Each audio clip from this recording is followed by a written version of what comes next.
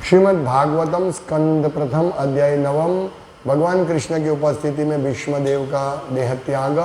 श्लोक संख्या 32। शब्दार्थ अनुवाद एवं तात्पर्य by his divine grace A.C. भक्ति वेदांत स्वामी प्रभुपाद। श्री भीष्म उवाच इति मतिरूपकल्पिता वितृष्णा भगवती सात्वतपुङ्गवे विभूम्नि स्वसुखमुपगते क्वचिद्विहर्तुं प्रकृतिमुपेयुषि यद्भव प्रवाहः। शब्दार्थ श्री भीष्म उवाच। श्री भीष्मदेव ने कहा इति इस प्रकार मति ही सोचना, अनुभव करना तथा चाहना, उपकल्पिता नियुक्त करना, वितृष्णा समस्त इंद्रिय इच्छाओं से मुक्त, भगवती भगवान में, सात्वत पुंगवे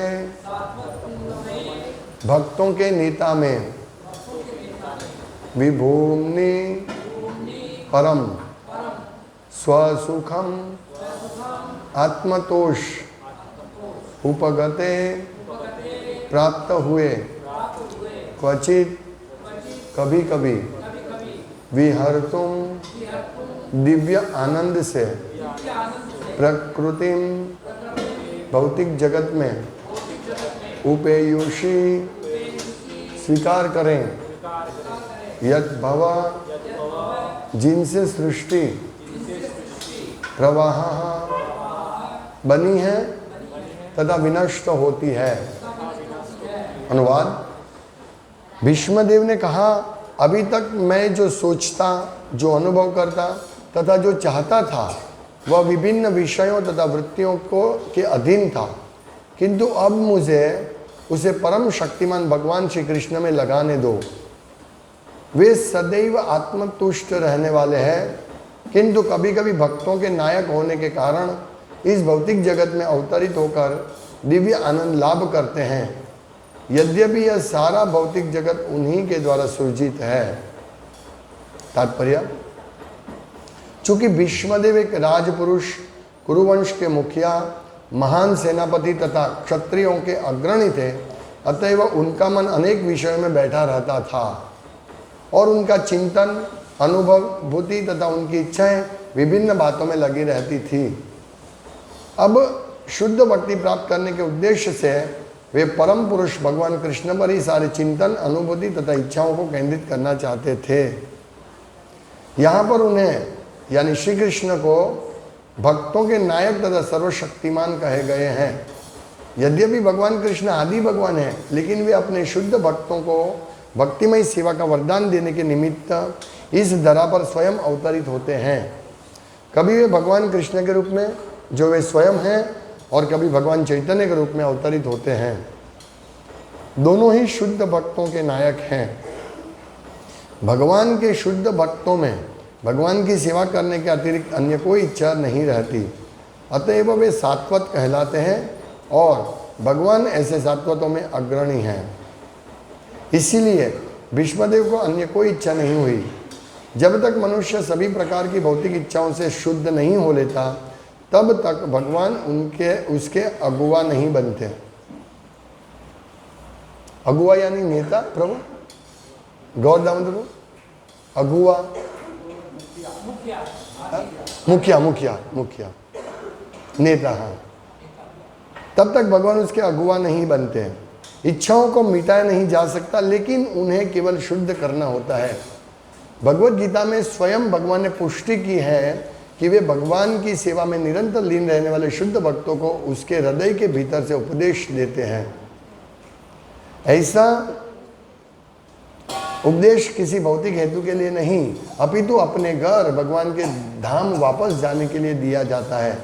भगवत गीता के 10वें अध्याय के 10वें श्लोक में भगवान सामान्य व्यक्ति के लिए जो भौतिक प्रकृति पर अपना प्रभुत्व दिखाना चाहता है, न केवल उसकी इच्छा पूर्ति करके उसके कार्यों के साक्षी बनते हैं, अपितु वे अभक्तों को भगवत धाम जाने के लिए कभी कोई उपदेश नहीं देते। विभिन्न जीवों, भक्तों तथा भक्तों के साथ भगवान के व्यवहार में यही अंतर है। वे समस्त जीवों के अग्रणी हैं। जिस प्रकार राजा बंदियों तथा स्वतंत्र नागरिकों का समान रूप से शासक होता है, लेकिन भक्तों तथा भक्तों के प्रति उनके व्यवहार भिन्न भिन्न होते हैं। अभक्त लोग भगवान से कभी कोई उपदेश ग्रहण करने की परवाह नहीं करते हैं, इसलिए वे उनके विषय में मौन बने रहते हैं। यद्यपि वे उनके सारे कार्यों के साक्षी बनकर उन्हें अच्छा या बुरा फल देते रहते हैं। भक्तगण इस भौतिक अच्छाई बुराई से परे होते हैं। वे अध्यात्म पथ पर अग्रसर होते रहते हैं, अतएव उन्हें किसी प्रकार की भौतिक इच्छा नहीं रहती। भक्त यह भी जानता है कि श्री कृष्ण ही आदि नारायण हैं, क्योंकि भगवान श्री कृष्ण ही अपने पूर्णांश से कारणवक्षाई विष्णु के रूप में प्रकट होते हैं, जो सारी भौतिक सृष्टि के मूल स्रोत हैं। भगवान अपने शुद्ध भक्तों के साथ संगति करने को भी इच्छुक रहते हैं और उन्हीं के लिए वे इस धरा पर अवतार लेकर उन्हें जीवन दान देते हैं। भगवान खुद की इच्छा से प्रकट होते हैं। वे प्रकृति की परिस्थितियों से बाध्य नहीं होते, अतएव उन्हें विभु या सर्वशक्तिमान कहा गया है, क्योंकि वे प्रकृति के नियमों से कभी नहीं बंधते। भीष्मदेव का प्रार्थना इस श्लोक से शुरू होता है। भीष्मदेव ने कहा, अभी तक मैं जो सोचता, जो अनुभव करता तथा जो चाहता था, वह विभिन्न विषयों तथा वृत्तियों के अधीन था, किंतु अब मुझे उसे परम शक्तिमान भगवान श्री कृष्ण में लगाने दो। वे सदैव आत्मतुष्ट रहने वाले हैं, किंतु कभी कभी भक्तों के नायक होने के कारण इस भौतिक जगत में अवतरित होकर दिव्य आनंद लाभ करते हैं, यद्यपि यह सारा भौतिक जगत उन्हीं के द्वारा सृजित है। तो हम देखते हैं कि भीष्मदेव कितने महान थे, और व्यक्ति जितना ऊपर होता है उसका इस भौतिक जगत का जो आदान प्रदान है वो बहुत बढ़ जाता है। यहाँ प्रभुपाद लिखते हैं, चूंकि भीष्मदेव एक राजपुरुष, कुरुवंश के मुखिया, महान सेनापति तथा क्षत्रियों के अग्रणी थे, अतएव उनका मन अनेक विषयों में बैठा रहता था, और उनका जो मन का कार्य क्या है? Thinking, feeling and willing. चिंतन, अनुभूति करना और इच्छा करना। तो ये जो चिंतन, अनुभूति और इच्छा विभिन्न बातों में लगी रहती थी भीष्मदेव की। हम देखते हैं कितना उनका पॉलिटिक्स अफेयर्स रहते थे। वो मुख्य अग्रणी थे। पॉलिटिक्स तो था ही, लेकिन सभी कुरुवंश के अग्रणी थे, राजपुरुष थे, और लड़ाई भी करनी थी, महान सेनापति थे, क्षत्रिय थे। कितना जवाबदारी उनके ऊपर। तो अभी कितना मतलब मन में सब आता है विचार, उसका फीलिंग करना, फिर उसके हिसाब से कार्य करना, ये सब आता है। ये सब बात को अचानक छोड़ देना कैसे संभव है? नहीं। इसीलिए यहाँ कहते हैं कि उनको ये जो थिंकिंग, उन्होंने जो अब शुद्ध भक्ति प्राप्त करने के उद्देश्य से, प्रभुपाद कहते हैं कि उन्होंने जो अपना थिंकिंग, फीलिंग और विलिंग है उसको पूरा भगवान कृष्ण पर ही वो केंद्रित करना चाहते थे। ये रातों रात तो नहीं हो सकता है। हम सोच ले कि अभी तक हमने बहुत इंद्रिय तृप्ति किया, कल हमारा मृत्यु होगा तो हम थिंकिंग, फीलिंग, विलिंग कृष्ण में समर्पित कर देंगे। पॉसिबल ही नहीं है। कोई एक घटना हमारे साथ बनती है तो हमारा थिंकिंग, फीलिंग और विलिंग उसी घटना में बना रहता है। रात को सोने के टाइम पे उसके साथ ये हुआ, उसने ये मुझे बोला, मुझे ये बोलना चाहिए था। थिंकिंग यही चलता रहेगा। और फिर अनुभूति, मतलब अनुभव, थिंकिंग, फीलिंग करेंगे हम, या अगर उसने मुझे ये किया और मैं उसको ये बोल देना चाहिए था, अनुभव करते हम। और फिर दूसरे दिन उसको सुना देंगे हम, थिंकिंग, फीलिंग और विलिंग। एक चीज़ में अगर एक हमारे साथ ऐसा होता है तो क्या हमारा परिस्थिति बिगड़ जाता है। तो जब चारों ओर से जब हम लोग बिजी रहते हैं ऐसी बातों में, तो वहाँ से सब निकाल के कृष्ण में थिंकिंग फीलिंग, कृष्ण के बारे में सोचना, अनुभूति करना और विलिंग करना बहुत मुश्किल है। शुरुआत में जब भक्त आते हैं तो बहुत कोई भी सतत हरे कृष्ण लेता रहता है, वो थिंकिंग फीलिंग विलिंग कृष्ण में रखता है।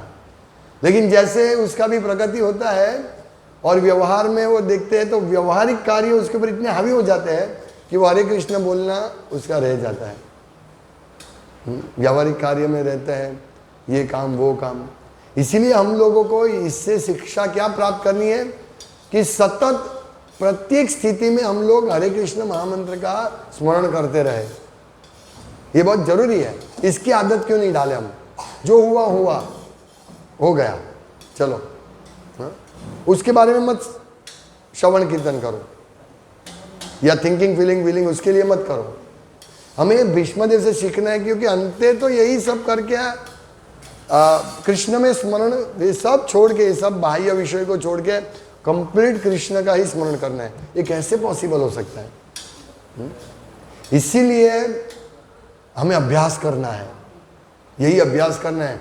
कोई बात मन में आई, ओ छोड़ो इसको, हरे कृष्ण कृष्ण कृष्ण हरे हरे। हम लोग स्नान करने जाते हैं तो भी यही सोचते हैं, ये बात वो बात है, ऐसा चलता रहता है सबके दिमाग में। इसको निकालो, थिंकिंग फीलिंग विलिंग को निकालने नहीं, ट्रांसफर करना है इसको। ये पूरा जो हमारा थिंकिंग फीलिंग विलिंग है कृष्ण में, हरे कृष्ण महामंत्र सबसे बेस्ट है। हमारे पास समय होता है तो हम जैसे मोबाइल में देख लेते हैं 2-2 मिनट में मैसेज आए कि नहीं, कोई इंपॉर्टेंट बात है कि नहीं, इसको फ़ोन करना उसको फ़ोन करना, ये बढ़ गया हमारा थिंकिंग फीलिंग विलिंग। और मोबाइल के बारे में थिंकिंग फीलिंग विलिंग बढ़ गया है हमारा, और व्यावहारिक बाबतों में बढ़ गया। इसीलिए सब कैसे न कैसे निकाल के इसमें ला, जैसे भीष्मदेव ने कहा है, हमें क्या याद करना है? भगवान शाश्वत पति, भगवान ये सभी शुद्ध भक्त को शाश्वत, हाँ ये शुद्ध भक्तों, भगवान के शुद्ध भक्तों सात्वत कहलाते हैं। सात्वत पति, भगवान सात्वत पति यानी सभी शुद्ध भक्तों के अग्रणी हैं। हाँ? भगवान के शुद्ध भक्तों को क्या होता है? भगवान के शुद्ध भक्तों में भगवान की सेवा करने के अलावा और कोई चिंता इच्छा नहीं रहती है। तो हमें ये लेवल पर जाना है और शीघ्र जाना पड़ेगा। ऐसा नहीं अभी और हमारे पास समय है, ऐसा तो नहीं है। हमारा मन इतना दुष्ट है कि कभी भी वो भगवान का थिंकिंग फीलिंग विलिंग नहीं करेगा। हम लोग ये हर रोज, इसीलिए हर रोज सुबह सुबह हम लोगों को पोषण मिलता है मन के लिए कि भाई भगवान के बारे में थिंकिंग फीलिंग विलिंग करें। भीष्मदेव जैसे सात्वत शुद्ध भक्तों के बारे में थिंकिंग फीलिंग विलिंग करें। तो ये जरूरी है, क्योंकि भगवान कृष्ण का स्मरण चिंतन अनुभूति करेंगे तो ही हमारा ये अभ्यास अंतिम समय में, जब हमारी इंद्रिय बहुत ही वीक होगी, अभी हमारी बहुत स्ट्रांग है, मन भी स्ट्रांग है, उस टाइम मन बहुत वीक होगा, हम नहीं सोच सकेंगे। हम सोचेंगे मेरे पेट में दर्द हो रहा है, मेरे हाथ में दर्द हो रहा है। आप सोचिए, हम लोग सोते हैं, नींद आती है तो सो जाते हैं, लेकिन अगर कोई बोले कि 5 घंटा लेटे रहो तो हम लेट पाएंगे? नहीं लेट पाएंगे। उठ के कुछ, क्योंकि हमारा मन बहुत एक्टिव है, मन बहुत स्ट्रांग है। अरे ये लेटे लेटे क्या करे, चलो उठो, ये करो वो करो, पिक्चर देखो, फिर इधर इसको फ़ोन करो उसको फ़ोन करो, पूरा मन उसमें लगेगा। तो सोचिए जब हमारा मृत्यु के समय हमको बिस्तर पे लेटा दिया जाएगा, कुछ भी हो सकता है हमको, 1 महीने का बेड रेस्ट, 1 साल का 10 साल का बेड रेस्ट भी हो सकता है। उस समय क्या करेंगे? तो उसी की तैयारी के हिसाब से हमें ये सब करना है। उस समय हमारा मोबाइल काम नहीं करेगा, यानी मोबाइल काम करेगा नहीं मतलब हमें भगवान के स्मरण में वो सहाय नहीं करेगा। इसीलिए हमें यही अभी से अभ्यास ऐसा करना है कि शाश्वत पति भगवान कृष्ण के बारे में हम थिंकिंग फीलिंग करें। तो यहाँ लिखा है, जब तक मनुष्य सभी प्रकार की भौतिक इच्छाओं से शुद्ध नहीं हो लेता तब तक भगवान उसके अगुवा नहीं बनते, भगवान उनके नेता नहीं बनते। तो हम भगवान के अंडर में काम करना चाहते हैं तो हमें भौतिक इच्छा से शुद्ध होना पड़ेगा। बहुत भारी है ये कार्य, नहीं? लोग बोलते हैं chant Hare Krishna and be happy, लेकिन वास्तव में हम ये करेंगे क्योंकि ये शुरुआत है। बी हैप्पी तो बहुत दूर है, चैंटिंग करेंगे तो बी हैप्पी जरूर बनेंगे, लेकिन उसका अभ्यास भारी है, अभ्यास भारी है। लेकिन जो व्यक्ति उत्साह निश्चय धैर्य से अभ्यास करता रहेगा, नहीं मुझे ये करना ही है, मुझे हर रोज 16 माला करना है, हर रोज प्रभुपाद की बुक्स रीडिंग करना है, मुझे हर रोज मंगल आरती आना है, तो अपने आप शुद्धिकरण होता है, सब अपने आप दूर चला जाएगा और हमको मालूम नहीं पड़ेगा। तो भारी इस प्रकार से है कि हम अपने आप से लेंगे। तो यहाँ प्रभुपाद इस तात्पर्य में ये भी लिखते हैं 10वें अध्याय का 10वें श्लोक में, तेषाम सतत युक्तानाम भजताम प्रीतिपूर्वकम ददामी बुद्धि योगम तम ये नमाम उपयांति थे। भगवान जो उनकी सेवा में सतत लगे हुए हैं उनको भगवान विशेष रूप से ये देते हैं, बुद्धि देते हैं, बुद्धि योगम। और हमें ये बुद्धि चाहिए ताकि हम भगवान को प्राप्त कर सकें। जब तक हमारी ये बुद्धि नहीं है तब तक हम भगवान को नहीं समझ सकते हैं। क्या करना क्या नहीं करना नहीं समझ सकते। जब हम धीरे धीरे भगवान की सेवा करते हैं, जप करते हैं, फिर अगर हम सतत लगे रहते हैं तो भगवान ऐसी व्यवस्था करते हैं कि जिससे हम उनका सतत स्मरण करें, उनकी किस प्रकार से उनको प्रसन्न करें, ताकि हमारा अंत्य नारायण स्मृति हो सके। तो ये देखते हैं भगवान भक्तों की सिंसियरिटी देखते हैं, इसीलिए आप सब लोगों की सिंसियरिटी देख के भगवान ने एक ऐसी व्यवस्था की कि पूरा मॉर्निंग प्रोग्राम हो सके। घर में तो हम नहीं कर सकते हैं, यहाँ हम लोगों को आना और जाना, इस जगह पे आना आधा घंटा, जाना 1 घंटा हमारा ऐसे निकल जाता है। यहाँ आते हैं जाते हैं ऊपर नीचे करते हैं तो 1 घंटा निकल जाता है। लेकिन घर में हमारा वो 1 घंटा बच सकता है।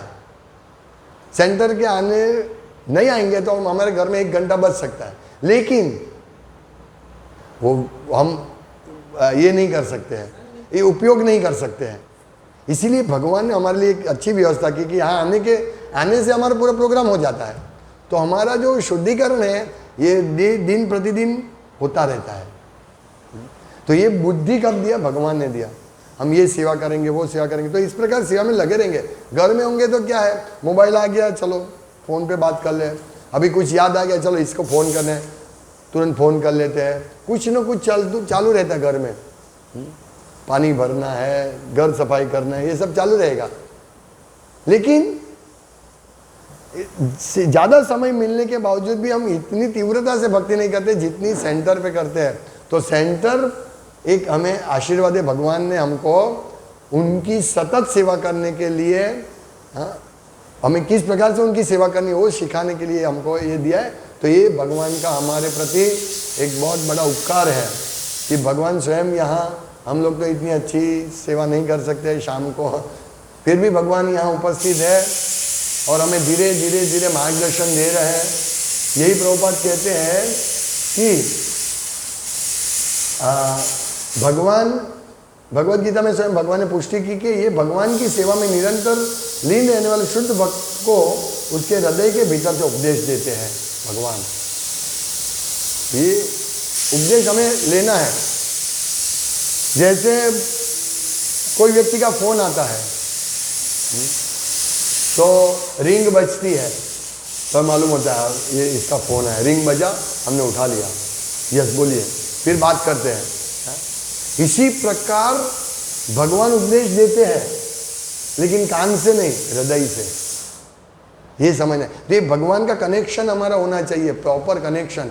हमारे ये क्या बोलते हैं इसको, वो 3-4 ये सिग्नल, हमारे सिग्नल प्रॉपर होने चाहिए। जैसे मोबाइल में भी एक सिग्नल होगा तो बात ठीक नहीं होगी। तो अभी हमारा कनेक्शन है लेकिन हमारी ओर से वीक है, वहां से तो फुल आवाज आ रहा है, फुल बोल रहे हैं। भगवान का इतना परफेक्ट कनेक्शन है कि हमारी एक एक बात वो क्लियर समझते हैं, लेकिन हमारा सिग्नल वीक है, इसीलिए हम लोग भगवान की बात को नहीं समझ सकते हैं। लेकिन भगवान हृदय से हमको प्रेरणा देते हैं, चलो भाई इतना दान करो, चलो भाई इतना सेवा करो, ये करो वो करो, किस प्रकार से इतना प्रचार करो, भगवत गीता का वितरण करो, रीडिंग करो, ये करो, सब भगवान अंदर से प्रेरणा देते हैं। तो ये हमें समझना है। और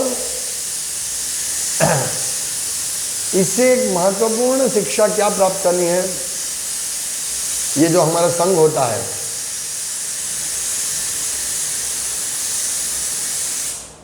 हमारा जो संग होता है, इससे एक महत्वपूर्ण शिक्षा क्या प्राप्त करनी है कि हम भक्ति में आगे बढ़ने के लिए जो करना है हमको, घर पे जाकर श्रवण कीर्तन वो सतत चालू रहना चाहिए।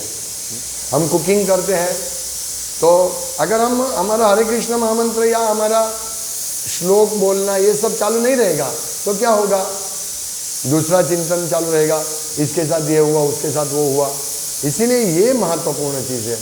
और यहाँ देखिए, यहाँ एक प्रभुपाद कहते हैं कि भगवान अभक्तों को भगवत धाम जाने के लिए कभी कोई उपदेश नहीं देते।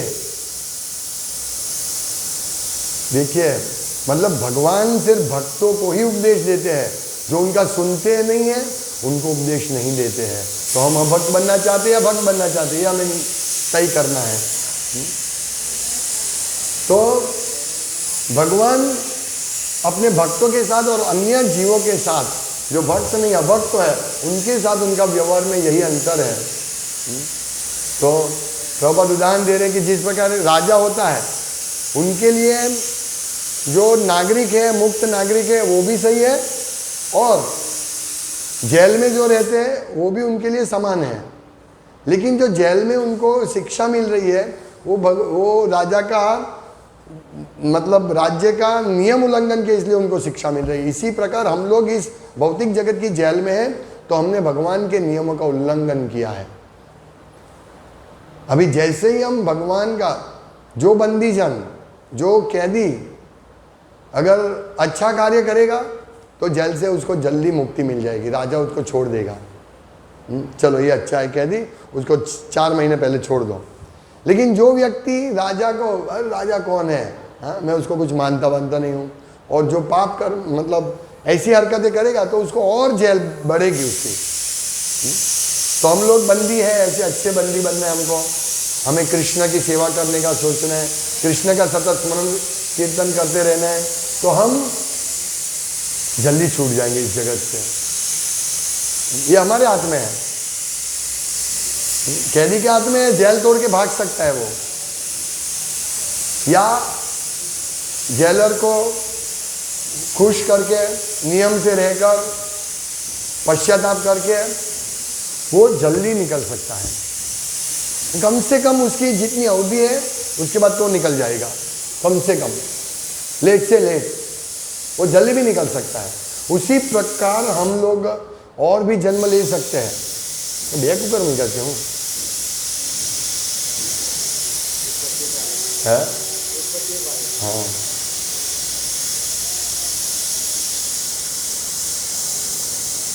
हम लोग इस भौतिक जगत से जल्दी भी छूट सकते, इसी जन्म में भी छूट सकते हैं। बस इतना ये मैसेज है कि हमारा थिंकिंग फीलिंग विलिंग कृष्णा में होना चाहिए। और भक्त बहुत ही इंटेलिजेंट होता है, वो सब जानता है, ये पूरा जो व्यवस्था है किस प्रकार से है, पूरा भौतिक जगत कहाँ से आया है, कारणदक्षाई विष्णु के रोम से आया है, निकला है। लेकिन वो कारणदक्षाई विष्णु कौन है? भगवान का, वो भगवान जो है वो आदि विष्णु है, वो विष्णु है, लेकिन भगवान आदि विष्णु है और कृष्ण से ही विस्तार हुआ है। तो ये हमें समझना है और भक्त समझते हैं ये। यानी भक्तों के लिए बहुत सरल रास्ता है, क्योंकि भक्त के पास इतना तो ज्ञान है कि भगवान कृष्ण ही आदि नारायण है, ये सब ज्ञान है, और ये ज्ञान के साथ साथ उसको प्रैक्टिकल लेना है कि अभी मेरा कार्य है कृष्ण की सेवा करना। तो हम सब लोग निश्चय करें कि जब भी हम अभी ये भौतिक कार्य जो भी करते हैं, पर हमारा कृष्ण से विस्मरण नहीं होना चाहिए। जो भी कार्य हम सतत हरे कृष्ण झाड़ू मारते हैं, हरे कृष्ण कृष्ण कृष्ण हरे हरे, हरे राम राम राम हरे हरे, स्नान करते हैं, और कोई भी कार्य करते हैं, हमारा चलना चाहिए कृष्ण के बारे में। आज हमने भागवतम में भीष्मदेव का स्तुति सुना, कितनी बढ़िया स्तुति करते हैं। भीष्मदेव इतना महान बिजी व्यक्ति थे, इतना विस्तार उनका, ये सब स्मरण करना है। फिर भी भीष्मदेव ये करते हैं, अंत में वो भगवान कृष्ण में अपना सब थिंकिंग फीलिंग मन को लगाते हैं। तो हमें ये सब सोचना है। इस प्रकार से अगर हम हमारा जीवन ढालेंगे तो हमारे लिए कोई दुख नहीं है। चैतन्य चरितामृत में कहते हैं, कृष्ण भूलिया से जीव अनादिर बहिर्मुख, अतएव माया तार दे संसार सुख, अतएव माया तार दे संसार दुख। ये कृष्ण को हम भूल जाते। वही कल भी हमने देखा कि माया क्या है। माया यानी कृष्ण का विस्मरण।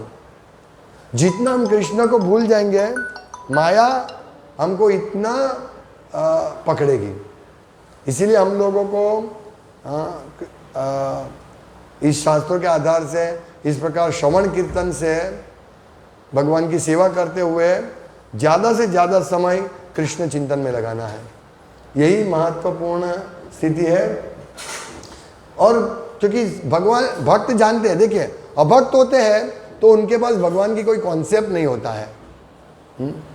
जैसे मैंने बताया कल, वो बोला भगवान आप क्या समझते हैं, भगवान कौन है।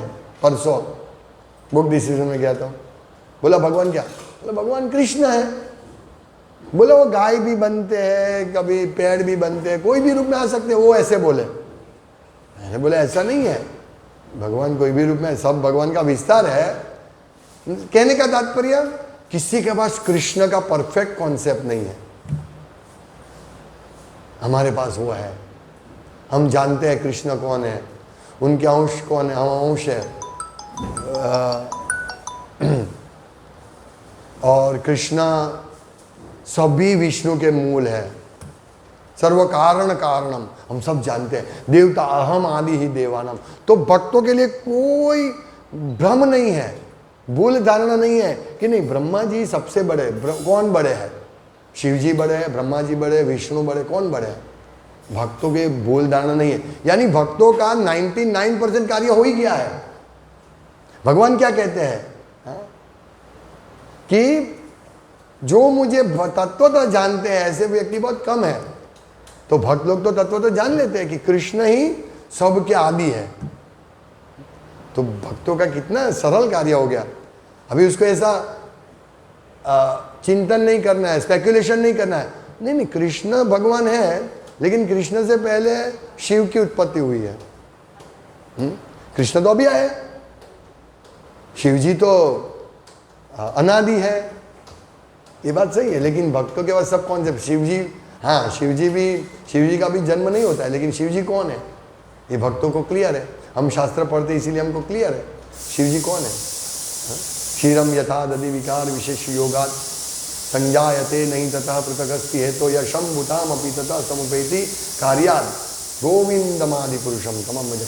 वो गोविंद कौन है कि जब भगवान विष्णु इस सृष्टि के संहार के लिए तमोगुण धारण करके शिव जी का रूप लेते हैं, तो लेकिन शिव जी विष्णु नहीं है, शिव जी विष्णु नहीं। तो ये सब भक्त जानते हैं। जिस प्रकार दही, दूध का दही बनता है, दही दूध ही है, लेकिन दही दूध नहीं बन सकता। उसी प्रकार शिव जी है, वो महान भक्त है, भगवान भी है, गुरु भी है। तो उनको समझ, तो ये भक्त सब जानते हैं, सब ज्ञान है। इसीलिए भक्तों को कोई भूल धारणा नहीं है कि मैं किसकी पूजा करूं। शिवजी ब्रह्मा भी करोड़ों ब्रह्मा अपना मुकुट को भगवान के चरण स्पर्श करवाते हैं। तो ये भक्तों के पास ये नॉलेज है। तो ये सब हमें स्मरण करते रहना चाहिए कभी भी।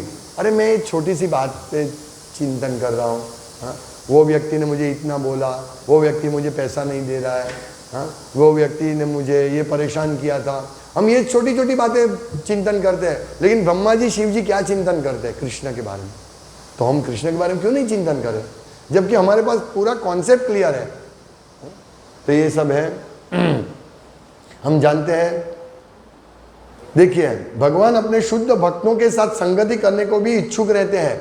तो भगवान स्वयं अपने भक्तों के साथ संगति करना चाहते हैं। भगवान आते हैं, यहाँ उपस्थित है, हमारे घर में भी उपस्थित है, वो इच्छुक है।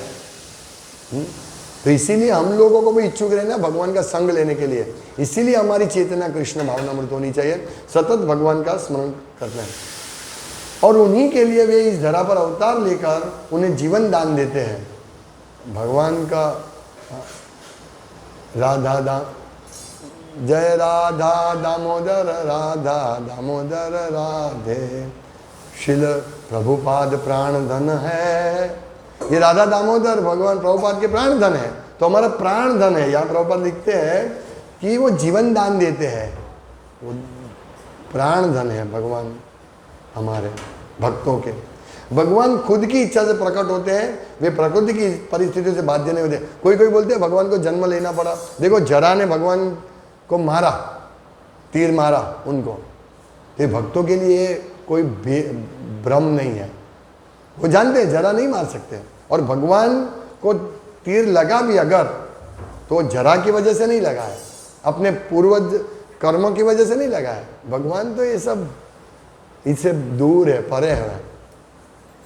तो यही सब, अतएव उन्हें विभु या सर्वशक्तिमान कहा गया है, क्योंकि वे प्रकृति के नियमों से कभी नहीं बंधते। उनके लिए ऐसा नहीं है, भगवान अगर गाड़ी लेकर आए, रथ लेकर आए, तो ऐसा नहीं, उनको लेफ्ट साइड ही चलाना है, वो राइट साइड भी चला सकते हैं और एक्सीडेंट भी नहीं होगा।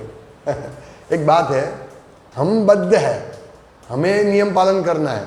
हम किसी को मार नहीं सकते, क्योंकि हम किसी को जिंदा नहीं कर सकते हैं। भगवान किसी को भी मार सकते हैं, क्योंकि वो उसका कल्याण करते हैं। असुर सकल पाइलो चरण, सब असुरों को उन्होंने कल्याण किया, इसलिए उन्होंने मारा, लेकिन कल्याण किया। इसीलिए हम लोग कुछ नहीं करते। भगवान ये सबसे परे है, वो प्रकृति के नियम से कभी नहीं बनते। नियम ही तो वो बनाते हैं, और वो कभी तोड़ते भी नहीं है। भगवान कभी नियम नहीं तोड़ते, ये भी हमें समझना है। जब भगवान युधिष्ठिर महाराज के साथ थे, तो युधिष्ठिर महाराज को प्रणाम किया था। नारद मुनि जब उनको मिलने आए, तो नारद मुनि के पाद प्रक्षालन किया। नियम नहीं तोड़ते वो। हाँ, मुझे क्या जरूरत है, ये तो ब्राह्मण है, मैं सबसे ऊपर हूं। नहीं, ओह नारद मुनि आप हमारे घर में आइए आइए आइए आइए, इतना स्वागत किया।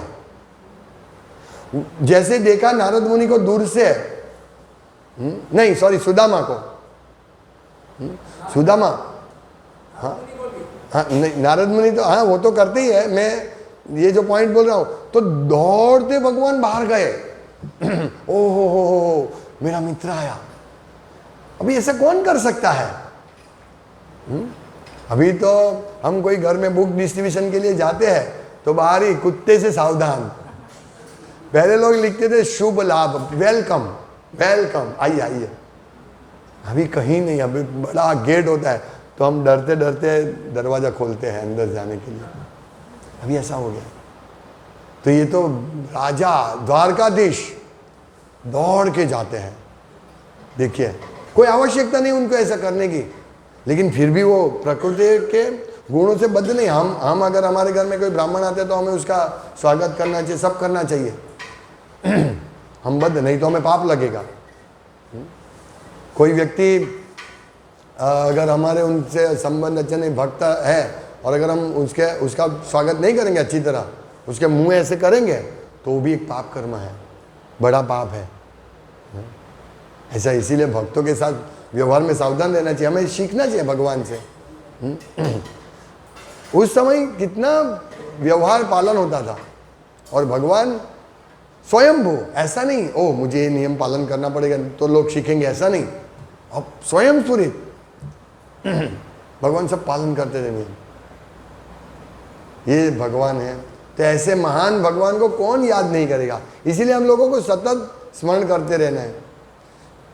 कल तक, परसों रविवार तक हमने दामोदर भगवान का दर्शन किया, तो हमको ऐसा लगता है वो रहे पूरे जीवन भर। हम अभी कल से बंद किया ना हमने, सोमवार से नहीं रविवार से ना, तो हम और भी करते रहे। ऐसे हमारा स्मरण होना चाहिए, ओ अभी संध्या हो गई, चलो भगवान को दीपदान करें। तो इस प्रकार हमें दीपदान, ये तो एक हमें अभ्यास करना है, मतलब ये करना है, लेकिन और बहुत सारी सेवा है वही करना है हमको। तो इस प्रकार से हम भगवान का स्मरण करते रहे। हरे कृष्णा। श्रीमद् भागवतम की जय, श्रील प्रभुपाद की जय।